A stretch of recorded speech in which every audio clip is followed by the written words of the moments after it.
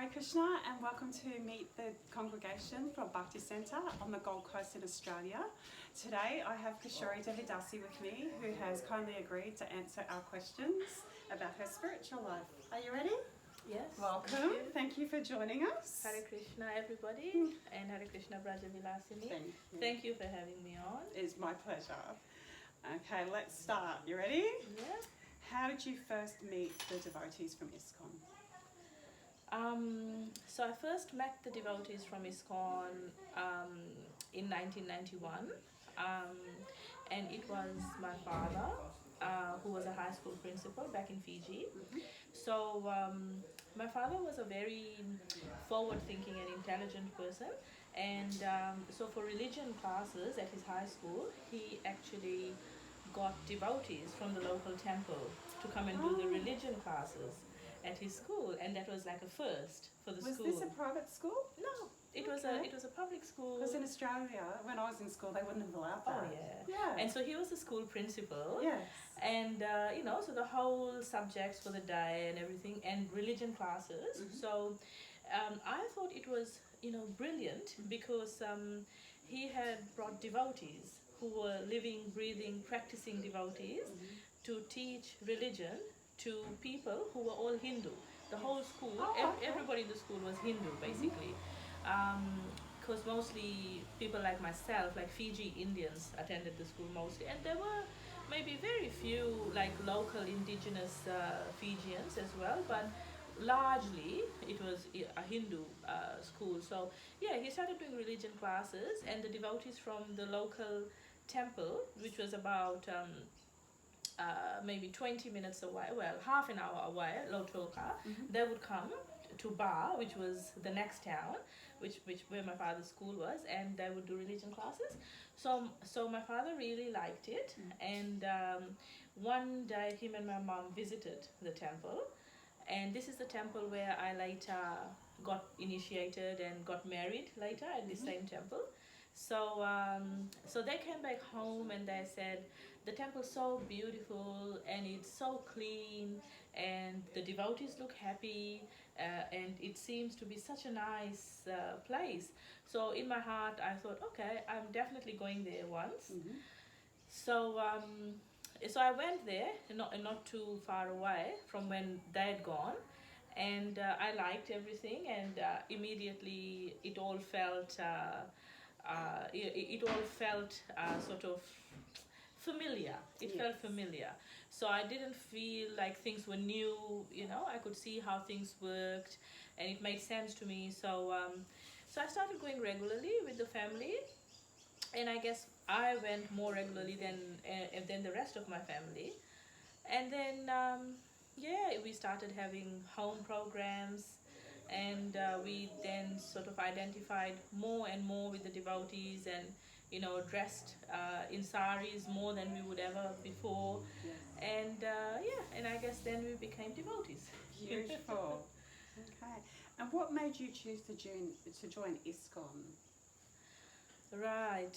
Well, that's an interesting question, honestly, and because you could have chosen other areas. Yeah, so I guess, because of who I am in this lifetime, which is that I'm in an Indian body, and I'm from Fiji, so I'm a Fijian, or Indo-Fijian, or, anyway. So how it is that Indians from India, back in the 1800s, were taken by the British to work all over the world in different countries that the British ruled back then, such as Mauritius and Fiji and South Africa, all these countries.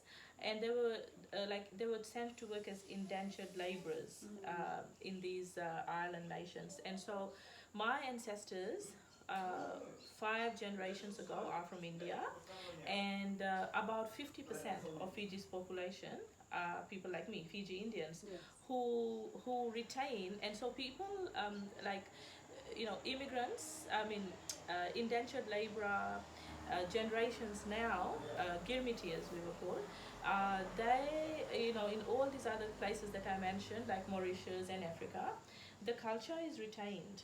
the food, the language, the style of dressing, all of that is retained. So we still are Indians in that sense, culturally, but because we are in different countries, so like myself, I'm in Fiji, I was born in Fiji and was there until I was in my 20s.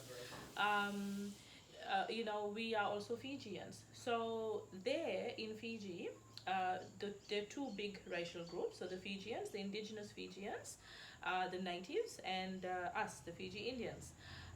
They're the two biggest groups. And so religion-wise, the church, and then there are Hindu temples.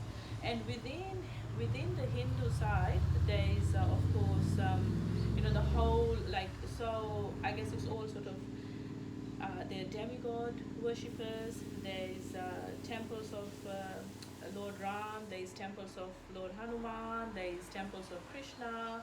There's temples of Mother Kali. So there's demigod temples as well as Lord Ram and Lord Krishna temples. So Hindus in Fiji, they kind of just they sort of know sort of big guidance or big rules or anything, and people kind of just sort of follow what they feel attracted to. Yes. So there is no guidance along that way. There are some, like for example, from my mother's side. So my mother's side, they actually have had for generations a temple on their land. Oh. And this temple belongs to Mother Kali. So, and my grandma, my mother's mother, she used to actually be the main pujari of the temple. So that's my mother's side. And even now, my uncles and whatever family who stay on that same land, that the temple is still there and they still do pujas there. So they are what is described as Shaktis. In the Chaitanya Charitamrita, they are called Shaktis, worshippers of Mother Kali. So that was my mother's side. My father's side are from South India, and and that's 5 generations now back in Fiji, and they would be worshipping Govinda, so Krishna, and also Durga. So also Kali. So they also have a temple on their land, on their homeland, and that has pictures of Krishna and also pictures of Kali. Yes. So they would be worshipping both. And every year, in both sides of the family, there would be an annual puja. So it would be the Kali puja on my mother's side, and on my father's side, it would be the Govinda puja. So they would go around, making certain kinds of food stuff and carrying big kalashas and calling out Govinda, Govinda, calling that out as they walked, and they would be, so it was very beautiful. For me though, I was confused, basically. Because adding it to the mix, I actually went to a Catholic school. Oh, okay. So I went to a Catholic school. That would be the British influence? Yes, that would be the British influence, I suppose. And yes, that's absolutely right. Yes, because the natives didn't actually practice any formal religion until Captain Bligh came through. So I would be attending a Catholic school. I would be going to church every day, every morning. I'd get out of the car, go to church, kneel down, make the sign of the cross, pray very hard, kneel down in the pew and pray very hard for success in studies and for, any suffering, anything, and then go to school. So every day, our day began like that. For myself, for my brothers and sisters, for my cousins, we would share the same car, so we would all go to church first and then go to school. And that's because we were all just sort of, pious, I guess. So I really could understand how the Catholic religion, the Catholic system worked. It made sense as to, whereas with Hinduism, it seemed a little bit hodgepodge. So when we started attending the temple, and then the books were there, and the books made perfect sense. Yes.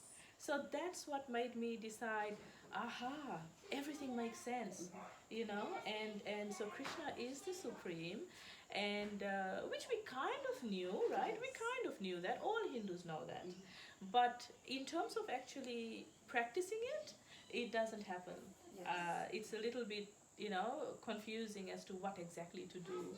So, so the books, Prabhupada's books, made everything crystal clear, gave gave it a solid basis and foundation, and that's where that's where I could completely feel everything satisfied and completely answered, and kind of got a clear way of practice, a clear sort of guide on what to do, what not to do, and why. Yes. So that was really important, especially for somebody like me. Like I kind of, like I was saying, there's mom's side, the Shaktis, and there's dad's side, but I kind of never, could put my heart into doing anything until I knew exactly why it was being done. Yes. So then it all just made perfect sense, and everything fell into place as to, who's Mother Kali? She's Krishna's sister, and this is how it all works, and this is Govinda, he's Krishna, and so that was it. It was the books that did it for me. I can't say that it was a particular devotee who looked very effulgent who convinced me. I can't say that. It was the books. Okay. Yeah. That's all right. That's a great answer. And that kind of leads into, it's a 3-part question, my next one. Right. So when were you initiated? Okay. Who is your spiritual master, and what does your initiated name mean? Sure. I took formal initiation. It would have been not 2000. That's when I was ready, but then I was aspiring to take initiation from His Holiness Tamal Krishna Maharaj. He unfortunately departed that very year. So I was heartbroken, and I held off on taking initiation for at least 2 more years. And that's when our Gurudev, His Holiness Bir Krishna Maharaj, started visiting Fiji. So it took me a while to, get used to, and also I wanted to sort of check him out. Checked him out, and he checked out very well. Yes. Our dear Gurudev, with his humbleness and his practical nature. So then I think I took initiation in 2002. Yes, and then I got married in 2003. So, what was the next part of the question? And what your name means. Oh, right, my name.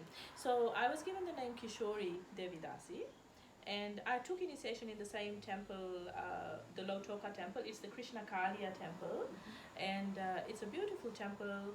It's got deities of Gauranitai and Krishna Kaliya, little Krishna dancing on the head of the serpent Kaliya, which is unique. Yes. There's no other deity like that in the world. And he's got the Naga Patnis standing around, the wives of Kaliya serpent standing around begging Krishna for forgiveness for their husband. And then there is the deities Radha Shama Sundar. And so I took initiation there, and my name was given to me by Gurudev, Kisori Devi Dasi. And Kishori means young Radharani. So young Radharani, like we know the Kishori age, so Krishna is like, the 3 stages, like, so he's it's basically the teenage years. So so it means young Radharani who's no older than 16. Forever 16. Forever 16. What do you feel has helped you to progress spiritually? Oh, but before I say that, yes, before I okay. go there, so it's, my name Kishori means young Radharani, but of course the full name is Kishori Devi Dasi, so I'm a servant of the young Radharani. So Yes. that's what it means. And I guess when Gurudev gives names, he meditates on the qualities of the person, and that's what he tends to do. And he tends to kind of, as most initiating spiritual masters do, they tend to try to make it the same initial. Yes. So so that's what it means. Sorry, go on. No, that's okay. What do you feel has helped you to progress spiritually? Okay. It can be more than one thing. It doesn't have to be Sure. one. So what has helped me progress spiritually? In the beginning, it would be it would be the Srimad Bhagavatam and worshipping Tulsi Devi, Yes. which is still very much present. So, reading the Bhagavatam, and it's such a treasure house, and really understanding it and applying it made me realize how strong I could be without even, and this is like, it was 1993, 2 years after I met the devotees, so it was school holidays, and I was reading the Bhagavatam at home, and by myself, and I could really feel that I don't actually need to be in the temple. I can be home and I can read this, and this is amazing. So that the quiet study of the Bhagavatam gave me a lot of confidence, and it gave my actions a solid basis. Yes. And I do realize that a lot of devotees come from the other end, like meaning to say they do the activities, but they don't really have the basis as to why, or the philosophical understanding behind it. For me, I guess just because of how my mind is set up, I kind of had to know why before I got into it. Yes. And that was the same.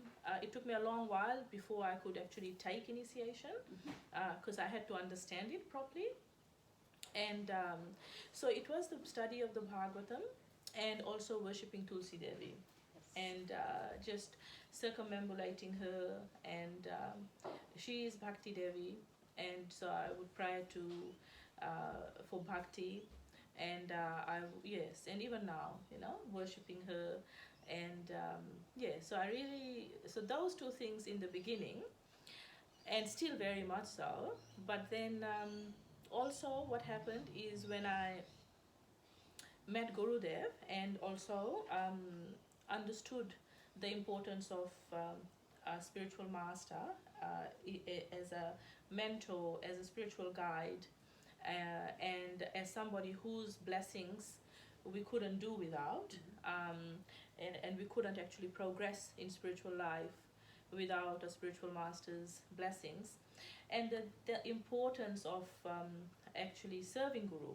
and making him happy. So when the Guru is happy, then Krishna is happy. Yes. So then serving the Guru also is something that kept me gave me inspiration and made me progress in spiritual life. Yes. So serving the instruction of the spiritual master, and also serving the physical form of the spiritual master whenever he would visit. Yes. Trying my best to serve in whatever capacity I could, and serving his instructions. So just by serving Guru later, which came later in my spiritual life, after initiation, I guess, that's sort of what has kept me. What was the question? Because it answers what you feel has helped you progress spiritually. Thank you. Yes, so that honestly is what I can say has helped me progress. And last but not the least, chanting quality japa. Yes. Yeah, because and that's like the beginning, the middle, and the end. Honestly, I can really say that one day I was chanting in the temple, and it was maybe 15 years ago now, and one of the devotees walked by, and he just said, I can feel the temple is shaking because of your chanting. And he was just joking, but I guess it kind of made me realize that I'm actually, externally that's what it looks like, that I'm being really serious when I chant. I hadn't realized that. I was just trying my level best to chant and to hear. Yes. And actually one thing that I really appreciated a lot is Gurudev, when he would visit Fiji, the Suva temple in particular, he would every morning before Mangalarti started, 4 o'clock, he would be in the temple, and so would we. So he would chant for half an hour before Mangalarti. So that I really relished, because he would be sitting and chanting, and just chanting, and so would all of us. And it was it was dark, and it was really quiet and peaceful, Brahma Muhurat, so we could focus. And chanting with Gurudev is something that I really appreciated it. So I don't know. And he's also leading by example then. Exactly. So, yes. Exactly, and that was huge too. That leadership by example. In that, this is how chanting is meant to be. So so it was very nice, very powerful doing that. And nowadays I chant with Prabhupada. Yes. So I turn on Prabhupada's japa, not for my entire japa session, but for some part of it at least, I chant with Prabhupada, and I actually listen to Prabhupada's chanting rather than me chanting. Yes, yes. And I know that actually some people, interestingly, they can find it intrusive when there is somebody else chanting, but Prabhupada chanting is like, my chanting isn't strong enough, Prabhupada, I'm going to follow your chanting. Yes. So I listen to him while chanting, and so it's these things really, in the beginning it was the Bhagavatam and worshipping Tulsi Devi which made me progress, and then serving my spiritual master, and still, and then and also chanting all along, and then came along deity worship, Yes. which we are blessed to have Giriraj Maharaj and also other deities at home, and so serving them at home as well as doing deity worship at the temple. Those things. And also I shouldn't I should say this, but it hasn't and this has come much later also, becoming a sort of fixed up devotee. Started giving class, and I learned the most on the Vyasasana. So that's something that's made me progress in my spiritual life, is actually giving class. And I've never felt qualified when I've sat on the Vyasasana that, hey, I've got this. Never.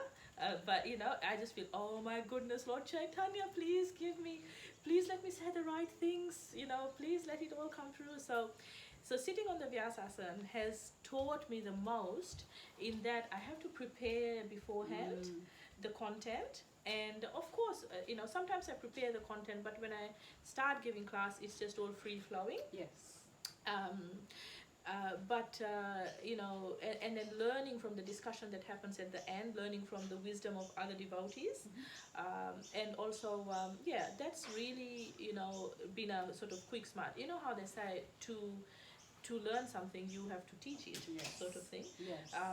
And so it's taught me the most. I think that when you give class, you're also researching it a lot more. So you're not just listening to somebody else. You do take more on board. And yes, you have to imbibe it, and it has to resonate with you before you can authentically say it. Yes. Otherwise, it's just false. Yes, that's right. So yes, it's really made me progress a lot. Beautiful. Doing that. Okay, and how has living as a devotee changed your life? It's a big question. Yes, it really is a big question. Living as a devotee has been a lifesaver, literally, because before becoming a devotee, and I was 12, 13 years old, when we sort of accepted Krishna consciousness and joined up ISKCON. So, and had I not done that, my life would have been really, really different. It would have been totally different. I would have probably been doing goodness knows what. Probably most people of my sort of background, we'd get a job, we'd have a good job. But it wouldn't have Krishna in it to the extent that he is there now. Yes. And it would have been sort of, I probably would have done a lot more horrible, sinful things, absolutely. So it's been a lifesaver. It's been amazingly awesome to receive this gift that Srila Prabhupada took the trouble of spreading all over the world. I mean, and your whole family are devotees, like your husband and your children are both devotees as well. Yes. So that's it, it literally saved us. It saved us all. And if you think about it, Fiji is a little island, 3 hours from Australia, and it's little. It takes about half a day to go around the whole island, if you're driving a car, and it's out in the middle of the Pacific Ocean. But Prabhupada came through the airport once, and he shared, with the Punja family over there, and then they took his instruction to go and build a Radha Krishna temple, which they did. That's the temple, Krishna Kaliya temple. Yes. And now, there's like a whole flourishing community there. So, and yet living in Fiji, such a small island, still, we kind of never, really knew the treasures until we got introduced to it, and then we sort of learnt it, and then so it's the books of Prabhupada.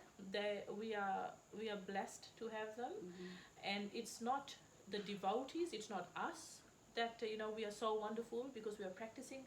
Yes, we are, but actually it's the philosophy that we are practicing that makes us great. Yes. And otherwise we'd be like like full of dull sort of just gross things. So I'm very, very grateful because my whole family now, I can protect my children.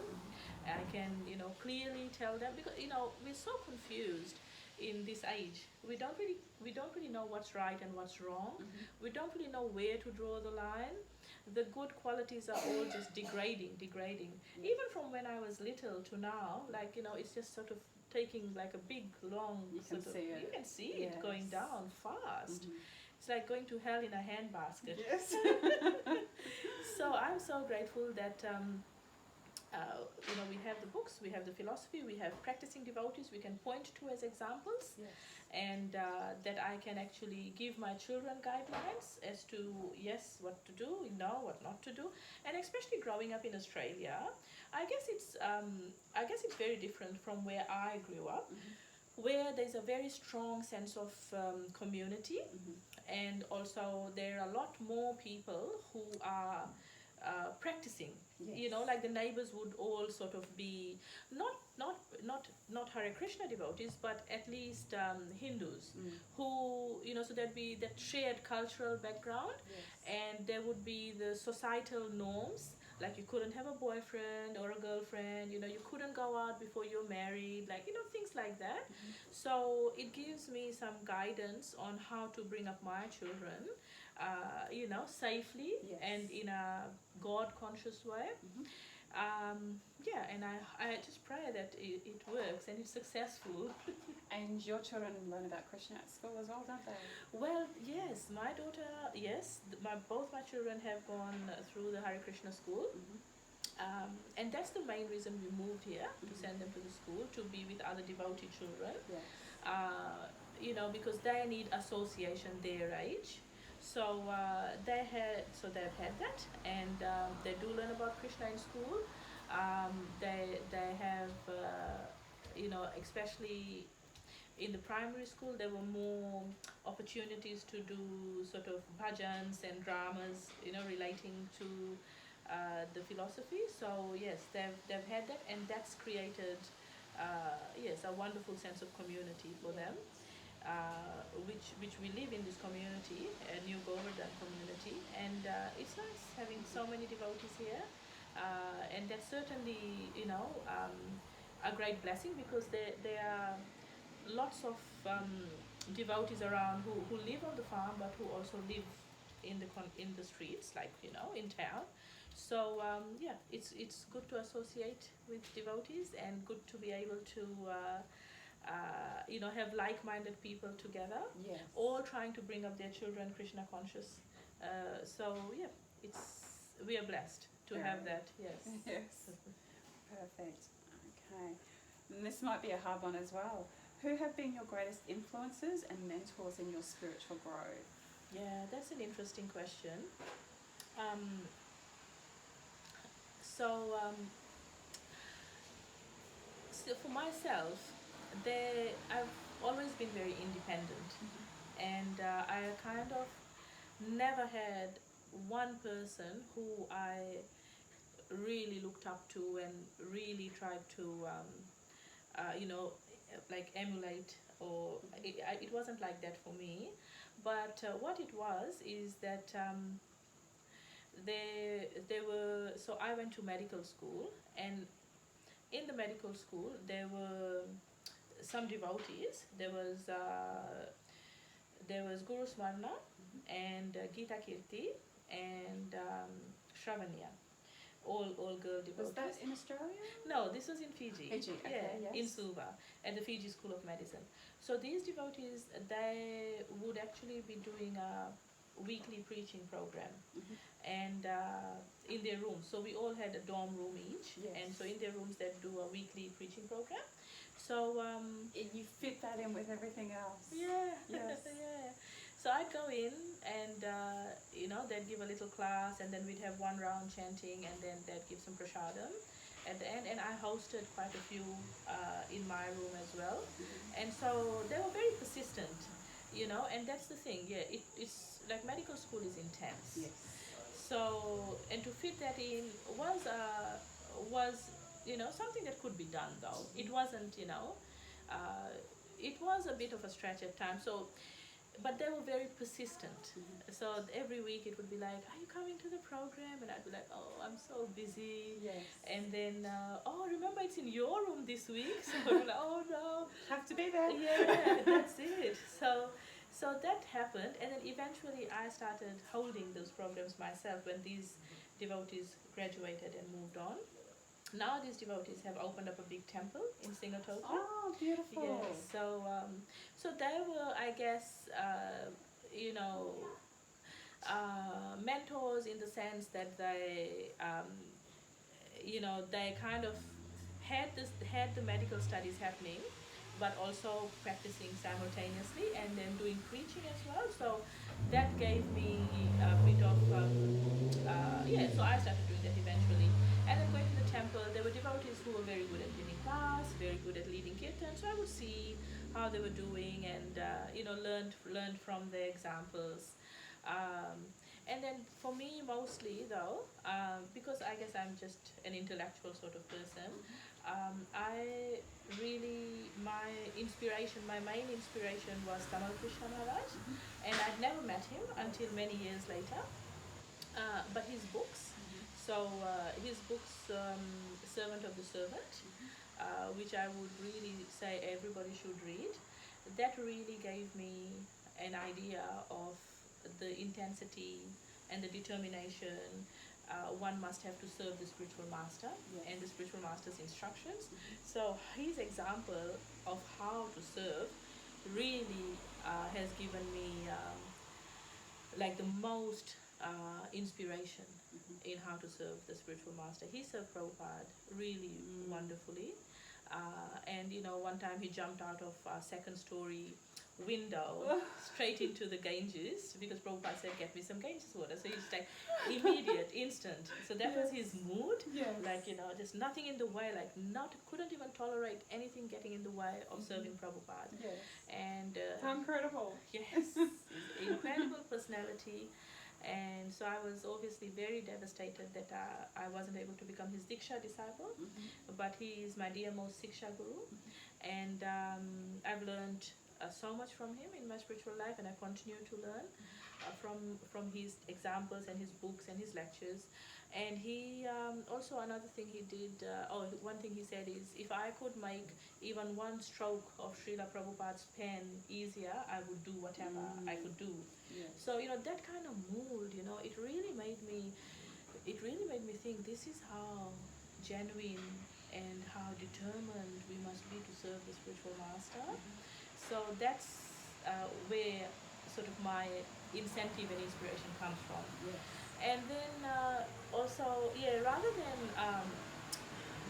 physically living devotees at that stage, I also got a lot of inspiration, and I continue to get a lot of inspiration from our Vaishnava sages, from Bhaktivinoda Thakur especially, because he was a High Court judge, and how he arranged his schedule to be able to do his material duties as well as his spiritual duties. His example was very motivating to me in terms of time management and the volume of work he could do, and it kind of made me realize that he was a very big inspiration. He still is, and now living here in this community, I mean, there's so many devotees here who are very authentic and practicing so wonderfully. Um, Despite their physical shortcomings, they are, wonderful devotees that that I can actually learn from. Like for example, this Krishna Kirtan Prabhu. I mean, he is like he's in his 60s, and he's got kidney failure. So he is like on a dialysis machine, for ages, like for most part of the week. Yet he goes out and he does cow seva. Wow. Yes. So he's on the farm physically working with the bullocks and training the bullocks up, and so he's practically doing that. And then he's also a great scholar and knows the Chaitanya Charitamrita very nicely in and out. Um, yeah, I really am inspired by his example. And also I have to mention my father. So my father, he's left this world in 2019. My father wasn't what anybody would call a great devotee.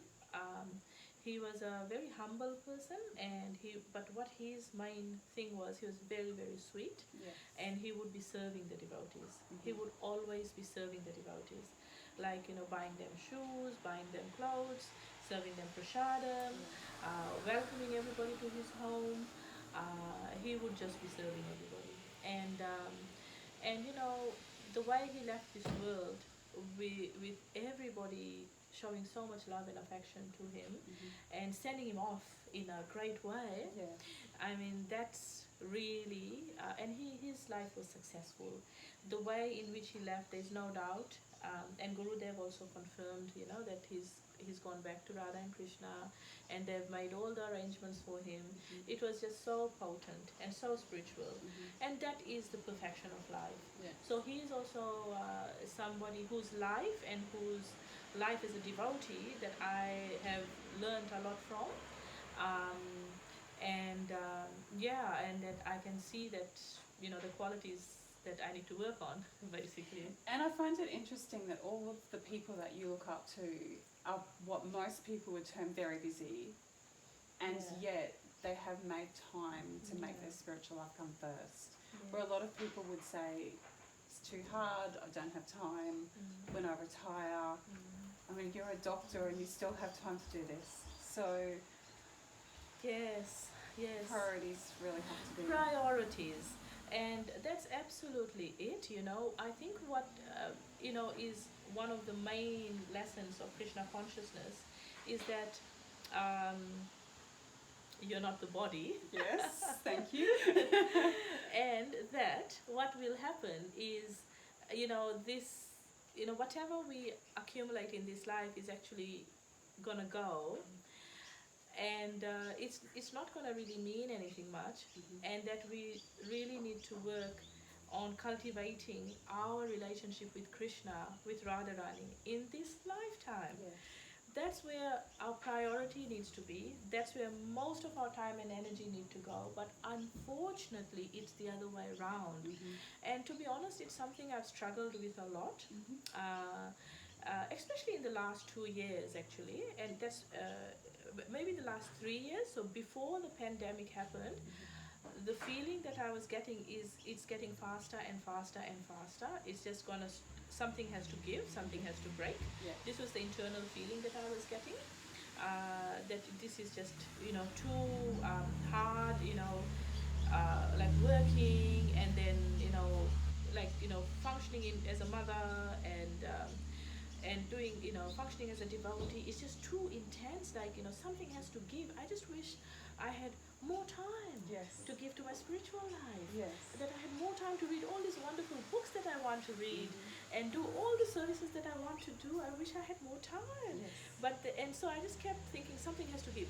So to be very honest, when the pandemic came and the lockdowns happened, I was in bliss. Yes, I think a few of us were. Loved it. Total bliss. And to be honest, that first weekend, like I came home on Friday and I thought, yes, finally, I can just live my life. I've got enough. like, I just thought, yeah, I've got enough. I'll be fine. Like, I'm halfway through my life. We'll have enough. We'll get by. We'll recycle. We'll reuse. Yes, I never have to go to work again. And then that feeling lasted the whole weekend, and I was actually seriously thinking this is going to be the new way forward. But then Monday came around, and Medicare had introduced phone consults, so I had to go back to work. Yes. Didn't last long. No, it didn't last long, but it gave me a glimpse of stepping off the treadmill. Yes. And I do wish I could. But at this point, now there are responsibilities, and there's goals to meet. And also something that Tamal Krishna Maharaj taught me very early on is that this material life, material life and spiritual life, they go hand in hand. Just like the two wheels of a train, they're on the same tracks and they go simultaneously. Yes. So simultaneously there needs to be a balance, that you have your material life going forward, you have your spiritual life going forward, like the two wheels of a train. Yes. So that really is, so you can see how, my foundation is coming from his teachings and his instructions.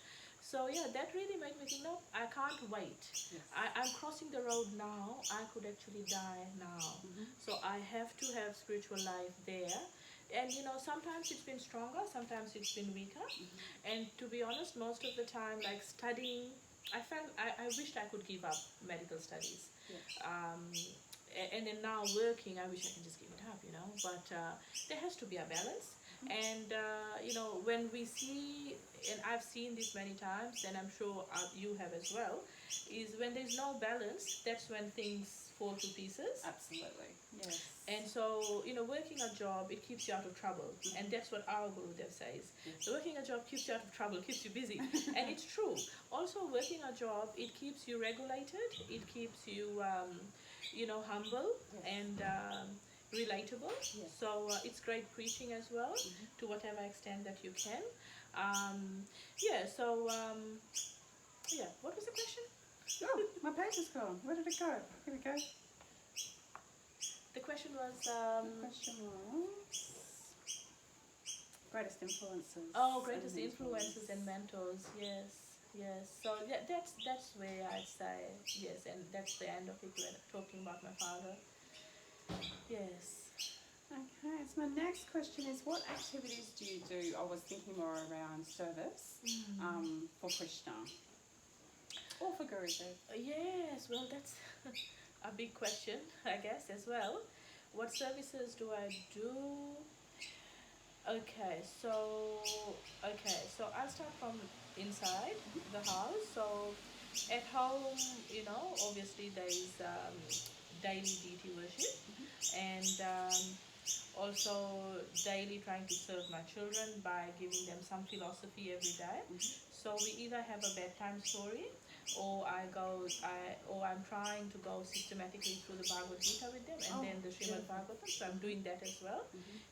Bhagavatam and Srimad Bhagavatam both we are doing, and also Prabhupada Leelamrita. So Prabhupada's life. So really trying to give the children Krishna. And one thing I'll share here, which others may find helpful, is as a mom, as a parent in the Bhagavad Gita, it's like you can't become a parent or a king or a teacher or a guru unless you can deliver your dependence. Yes. So I took that very seriously, and I can't really. So I thought, this is so difficult. What do we do? We moved to this community so that the children can have devotee friends and learn about Krishna as much as they can. But to be honest, they've learned more at home. It all starts at home. Yes. And then having a supportive external environment is crucial for them. So we are at the right place. And Gurudev made us move here. We didn't want to move. That was 9 years ago. Did he ask you to come here? He asked us to move here. Yes. Okay. It was a very difficult instruction to follow. Yes. Because where we were, both my husband and I had a house. We had wonderful this Fiji? jobs. No, this is on the Sunshine Coast. Sunshine Coast, So okay. 9 years ago. So we moved from Fiji in 2006, and we lived on the Sunshine Coast for 8 years, and we did lots of service there. as well as our jobs. So we had Govinda's cafe, Oh, okay. which nearly killed us both. Yes. And we had, I was doing weekly Bhagavad Gita classes. He built a Rath, he built a cart, and we had our own Rath Yatra. And we used to have festivals at home or at the cafe. And there's some devotees there, and you know, they all used to come, and there were many newcomers, so we were doing some preaching there. So we were okay, you know. And we would travel to India or go to the Brisbane temple whenever we could. So we were okay, but he said that at that time we only had Nimai. So he felt that it would be good for Nimai to be around a community. Your son? Yes. Yes. My son, who was, you know, 4, 5. So we moved here when he was 6, and now he's 15. So we've been here, and yes, it's true. Being, you know, living on your own, sort of kind of separate from a community, is okay for a mature devotee who you know is going to you know follow everything no matter where they are. Yes. But living in a community, it does keep you on your toes a bit more. The association is wonderful. And having relationships, you know, that's the whole sweetness. Yes. So yeah, so that's why we came here. So what services I do? So at home, you know, it's deity worship and trying to teach my children Krishna consciousness, trying to teach them also deity worship. And then at the temple here, I basically, at the new Govardhan temple, I give class once or twice a month, depending on the need of the roster. And I do puja, I dress the deities once or twice a week at the temple. Definitely once a week, but sometimes twice. Also for festivals, there is some pujari work to be done, so I do that if I'm, you know, called for it. And I also serve the community here. I serve on the Gurukul school board as the parent representative. Oh, okay. So just, you know, it's a volunteer service basically. I was elected probably about a year ago. And so that's a service, you know, trying to just be, you know, trying to be of useful service to the school community. And then also, I've got a job here in town as a doctor. And so many devotees come for medical services. And so I serve them in that way, you know, that's the job side of it. However, there's some devotees who are not patients, but, you know, they ask for medical advice. So I serve in that way as well. And then, you know, at the Bhakti Center, I go and give class. Madhvananda, the manager, he's got an arrangement with me that I'd come once a month to give class there. So I've been doing that. Sometimes he calls me for festival classes as well. So that's and also festival abhisheks. So that's a wonderful service to do. And unfortunately, because of the pandemic, I haven't been for a few months. So hopefully that'll change soon. Yeah, so those are the external things. And what else is there? Oh yes, and then there is also this thing which I'm trying to serve the community with, is the Vaishnava care for mental health and well-being. So basically devotees who are suffering or who others have identified, you know, to be mentally impaired or suffering at that point in time. So basically, you know, triaging them and linking them up with the right service and having a support group around that, who can deliver prasadam, who can go and sit with the person, who can take them to the hospital. So that's something that I'm actually actively working on at the moment. So I've got to put out some minutes for that. We had a meeting in December, and I've got to put some minutes out for that, and, you know, take the next step in making it more sort of accessible and public, and so doing a post out for that. So that's another service that I'm currently doing. And then also at Govardhan in India. So Gurudev gave me some service a long time ago. 2008, he gave me this service, which was to build a temple and a school at Govardhan. Really? Yeah. How am I not hearing about this until now?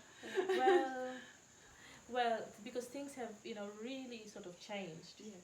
So this was going to be my life and soul. This was my service, to get a temple and a school built at Govardhan. So Gurudev had actually bought the land. Mm-hmm. He'd bought the land, and so the land was there. So he gave the project over to me, and he said that, can you, his desire is to make Prabhupada prominent at Govardhan. Mm-hmm. Because Srila Prabhupada, he is very well known in Vrindavan, Mm-hmm. but not so well known at Govardhan, unfortunately.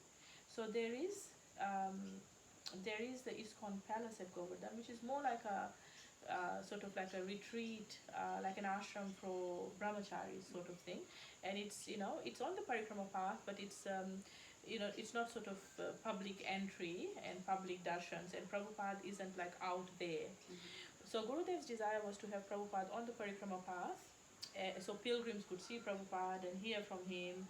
His lecture would be playing and his books would be on display. So he had bought the land and given it over to me. So what I did is I got the temple built, Mm-hmm. and fundraised hard, got the temple built, and the temple is still standing there, and it's right on the parikrama path, and it's a beautiful temple. Unfortunately, though, Giriraj Maharaj, he's got other plans, and what's happened is the government has declared a certain diameter, like a 1 or 2 kilometer diameter, from Govardhan Hill to be reserve land. So it's land that is reserve land now, and it cannot be used for any construction. So the temple falls within that land. So unfortunately, and it's been about 5 years or more now that construction stopped altogether. So that land is still there, and it can be used for recreational parks. It can be used, it's a green zone land, and at first, I actually, to be honest, right from the beginning, I was very happy that because it's amazing. The concrete jungle is encroaching closer and closer to Govardhan Hill. So now that the green zone has happened, it's amazing, and it's peaceful, and it's quiet. So that's halted in that the temple's not happening at that location anymore, but there is active service at Govardhan, and I'm working with some other god brothers of ours, and Praneshwar, who is Gurudev's disciple, who lives at Govardhan now. He's just recently purchased some land along with his good wife. So we're working together to get a temple done to showcase Prabhupada, and then the school, it'll come along shortly, hopefully, depending on what they want, what Radha and Krishna want, what Giriraj Maharaj wants. So, and the idea of the school was not just for mundane schooling, but actually to have Prabhupada there, and to every morning. And this is what the school that Rupa Raghunath Prabhu, he's running this in Vrindavan.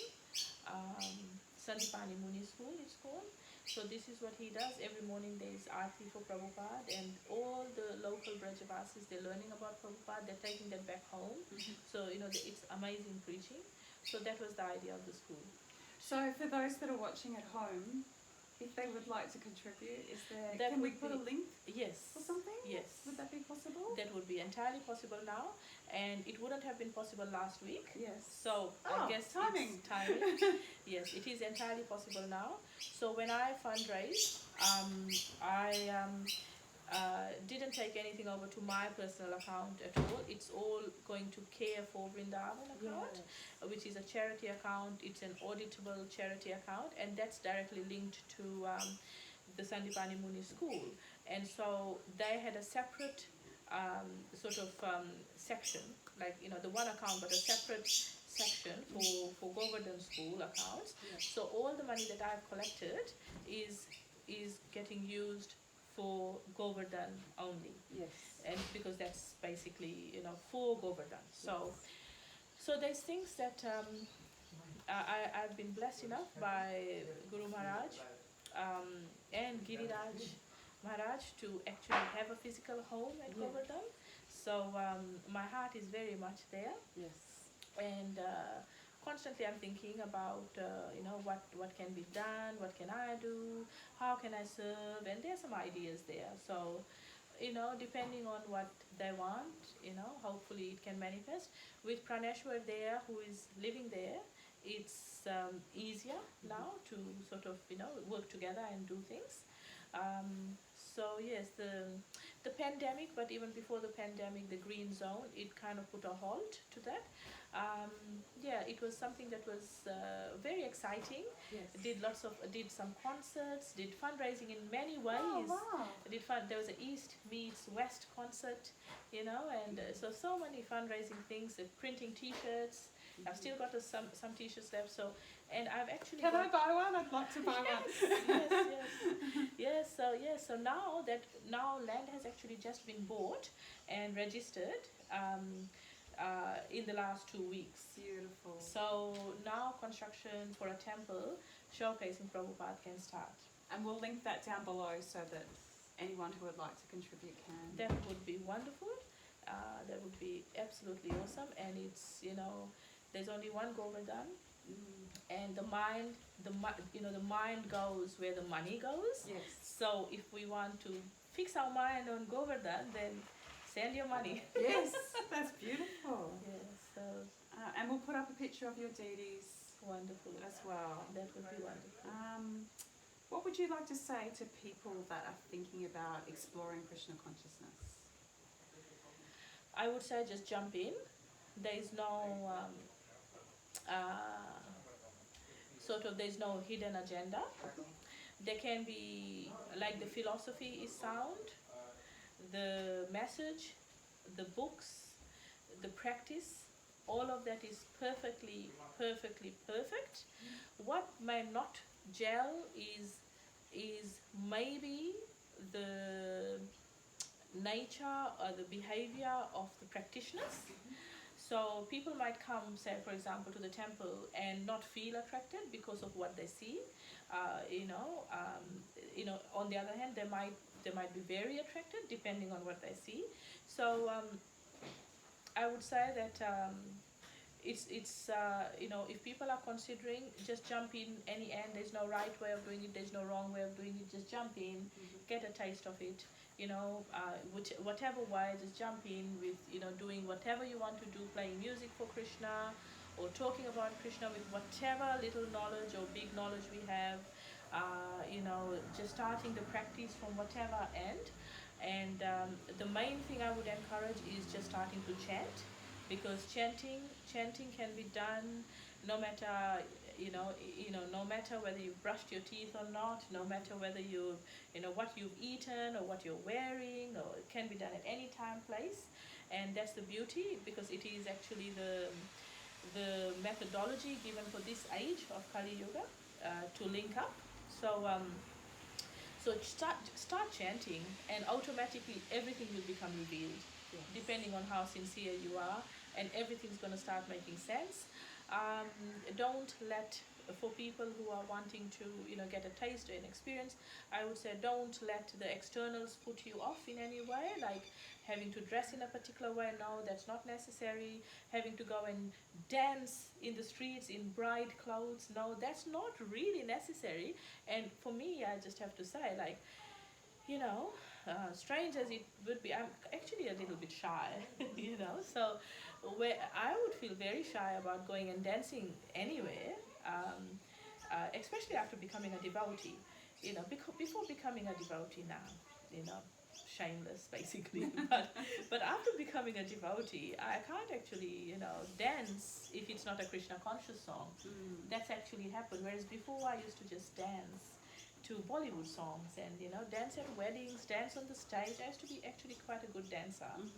And after becoming a devotee, I can't dance unless it's for Krishna. I just freeze up. So, you know, and I used to feel very shy. But when I started dancing on the streets, then you know, all my shyness was just totally gone, and that's only because of the philosophy. Only because I knew while I was dancing that we are following in the footsteps of the gopis, and the gopis dance for Krishna, and you know, by dancing, like, that's just natural to the soul. This is a symptom of happiness of the soul. So, you know, that's what dancing is all about, and dancing for Krishna is the perfection of life. So like, behind everything there's a reason, and you know, knowing that made me you know, be confident. And I guess so for anybody who is wanting to, you know, just check it out, I would say don't let the externals put you off. Everything has a reason, and you know, chanting is something that can really open the internal doors, and externally you can just, you know, just come and join, come and just start eating, come and, you know, just sit down in a class and listen, come and offer your skill, your talent, whatever time you have, you know, use it in service. So that would be my message. And for people who are actually devotees and practicing now, what I would like to say is that you know, Krishna consciousness is so much fun. It's such an adventure. It really, you know, doing service is the sweetest thing, and I'm sure we've all experienced the sweetness of service. And there's nothing else like it. It's better than sex. You know, can I say that? You know, like, seriously, because sexual pleasure is said to be the greatest pleasure in this material world. However, much greater than that is the sweetness of service, of devotional service, and that is why people who you would never, you know, Prabhupada would often say, these hippies I've turned into happies. Yes. They who used to be addicted to, you know, women and meat and alcohol, and now look at them. Prabhupada would say that. So, I mean, and that's the magic, like, you know, by practicing spiritual, the four principles, like, you know, you actually experience the highest pleasure that we can while we are in these bodies. And that spiritual pleasure, when it becomes sort of too much for the body to handle, then we get spiritual bodies. So there's no loss. And I just say to devotees that you know, time is of essence. We need to use our time to cultivate our relationship with the divine couple, and we need to make it a priority. Like, I often feel that I could do so much better, and it's always like a balance. It's like walking a tightrope, trying to keep a balance. And for any professional who's practicing Krishna consciousness, you know, that would be the case. But just trying our level best, and Krishna takes care of the rest. Beautiful. And this can be as long or as short as you like, but is there a story or a few stories that you'd like to share? Okay, so Anything about devotional life that you'd like to? I guess yes. Okay, so I'll you know, the scriptures say you shouldn't, if you've been the recipient of special mercy, you shouldn't broadcast it. You know, the scriptures say like that, and we see from examples of say Ganga Mata Goswamini, for example. She was a great devotee, and the Ganges actually came to her because she wasn't able to go, and you know, she wasn't going to reveal it to anybody, but then it became, you know, common knowledge. So, you know, it's sharing a story. Yes, I would though. I guess I could, because I'm sharing this just to, you know, to highlight that there is a reciprocation, and to highlight the sweetness of you know, Krishna and Radharani, and that they are not, like, that bhakti is real, it's dynamic, it's happening, that it's not and any practicing devotee would have had miracles, happen in their life. So I guess I'll share something little. So the cart that I mentioned earlier that my husband built. Yes. It's 2008 that we first used it, or was it 2009? So it's old, it's at least 10 or 12 years old. And for 5 years, when we first moved here, it was in storage. Oh. So for 5 years, it was in storage. And about 3 years ago, there was an opportunity to use it. And that came about quite by accident as well. So anyway, so 5 years later, I really wanted to do this service, really wanted to use the cart and have a little Rath Yatra. So the whole thing just happened, and that's like Gurudev actually says that when he said this, that when things go very fast, that's spiritual progress, and that's Krishna's doing. Yes. So things were happening very, very, very fast. So this cart is in storage, and I'm thinking, how do I get it? Because my husband, he's like, no, I built it. I'm not going to take responsibility for it now. It's been in storage for 5 years. You're not using it until I check it over, and there's no time. Mm-hmm. The Rath Yatra is supposed to be tomorrow. And you're going there today, and how can it actually happen? So what happened is the cart was in storage on the Gold Coast at a devotee's house, and I didn't have the means to get it. So, and this is all Krishna's elaborate arrangement. So it was a Saturday evening. The Rath Yatra was going to happen on a Sunday. And so on the Saturday, I was already rostered to be giving class, my once a month class at the Bhakti Center. Yes. So my brain just went like that, and I called Madhvananda and I said, Madhvananda, I want to ask you something. Can you please get that cart from the devotee's house? And he said, yes, I can. I've got a ute. He's got his work ute, and I can load it on my ute. And I said, well, what we'll do then is you keep my car, I'll drive home with your ute then. So it's so exciting, yes, and so adventurous, and so cutting edge, like you're just wondering what's going to happen next, sort of thing. So I was just going to the Gold Coast, which, as you know, is an hour from here. Went there, gave my class. Madhvananda, bless him, he's such a wonderful devotee. He had gotten the cart from where it was in storage, and he had it on his ute. And so after giving class at the Bhakti Center, we exchanged cars. I drove his ute home, and he took my car. And then overnight, because my husband was like, I'm having nothing to do with this.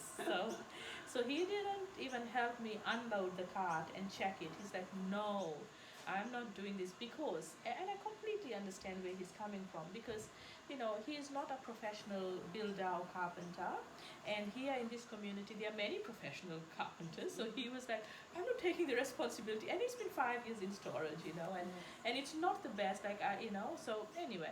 So what happened the next morning, I woke up really early, drove the ute to the farm, and as I'm driving to the farm, I am in so much anxiety, and I'm so worried that the cart is going to break to pieces, and we won't be able to give Lord Jagannath, Baldev and Subhadra a ride, and that it's just gonna be a complete disaster. Like, I'm thinking, I haven't checked it out.